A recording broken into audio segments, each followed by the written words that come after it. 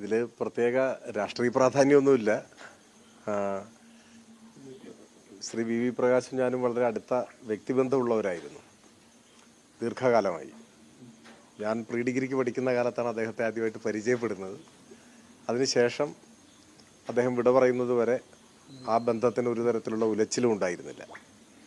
വളരെ സൗമ്യനായ ഒരു രാഷ്ട്രീയ നേതാവായിരുന്നു അദ്ദേഹം. എന്ന് മാത്രമല്ല, പൊതുപ്രവർത്തന രംഗത്ത് അദ്ദേഹത്തിന് ഒരു സവിശേഷമായ ശൈലി ഉണ്ടായിരുന്നു. ഇപ്പം ഞങ്ങൾ അകത്ത് പ്രകാശേട്ടൻ്റെ ഭാര്യയുമായി സംസാരിക്കുമ്പോൾ ആദ്യമായി പരിചയപ്പെട്ട അനുഭവങ്ങൾ പറയുകയായിരുന്നു. ആദ്യമായി പ്രകാശേട്ടൻ്റെ ഭാര്യയെ എനിക്ക് പരിചയപ്പെടുത്തി തരുന്നത് ഒരു KSRTC ബസ്സിൽ വെച്ചാണ്. അപ്പോൾ ഞാൻ ഇവിടെ എടക്കര കഴിഞ്ഞാൽ പാലുണ്ട എന്ന് പറഞ്ഞൊരു സ്ഥലമുണ്ട്. അവിടെ വെച്ച് ഞാനൊരു KSRTC ബസ്സിൽ കയറി ഞാൻ അവിടെ ഇരിക്കുമ്പോൾ എൻ്റെ തൊട്ട് മുന്നിലെ സീറ്റിൽ അദ്ദേഹവും ഭാര്യയും, അന്ന് മൂത്ത മോളാണ് നന്ദന, മൂത്ത മോളുമാണ് ഉണ്ടായിരുന്നത്. അവർ കോഴിക്കോടേക്ക് പോവുകയായിരുന്നു.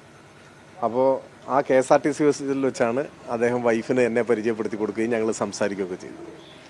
അപ്പോൾ ഞാൻ ഓർമ്മിക്കുകയായിരുന്നു, കോൺഗ്രസിൻ്റെ ഒരു സംസ്ഥാന നേതൃത്വത്തിലൊക്കെ ഉള്ള ഒരു നേതാവ്.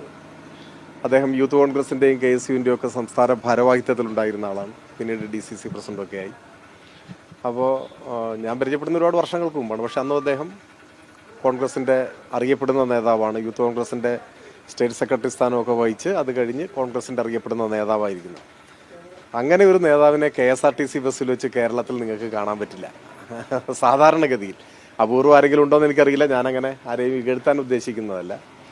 ഞാൻ കണ്ടിട്ടില്ല. ഞാൻ ആദ്യമായിട്ടാണ് അറിയപ്പെടുന്ന ആ നിലയിലുള്ളൊരു നേതാവിനെ KSRTC ബസ്സിൽ കുടുംബസമേതം യാത്ര ചെയ്യുന്നത് ഞാൻ കാണുന്നത് ആദ്യമായിട്ട്.